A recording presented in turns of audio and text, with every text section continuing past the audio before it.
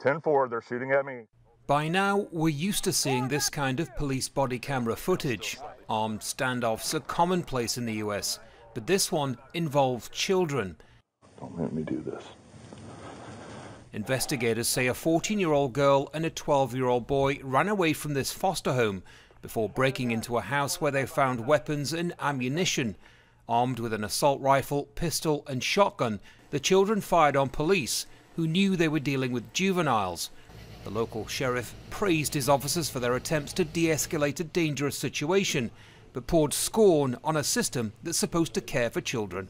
What the hell is the Department of Juvenile Justice doing, sending these kids to places that can't handle them?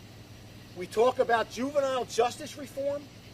Deputies did everything they could tonight to de-escalate, and they almost lost their lives to a 12-year-old and a 14-year-old. Juvenile crime in the US is on the rise, with carjackings alone seeing huge spikes.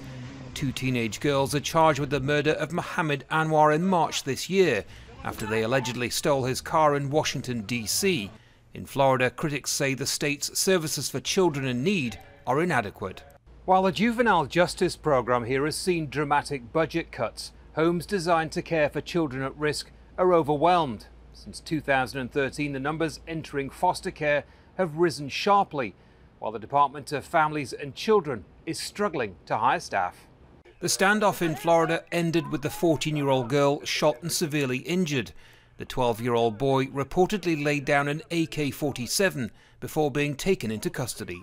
He said he fired the shotgun a couple of times and also fired the handgun at deputies. He told detectives he knew they were cops when he shot at them because he wanted to harm them.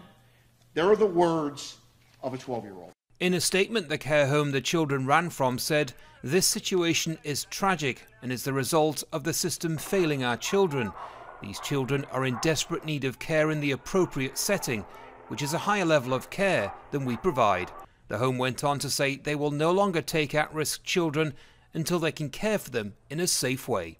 Andy Gallacher, Al Jazeera, Miami, Florida.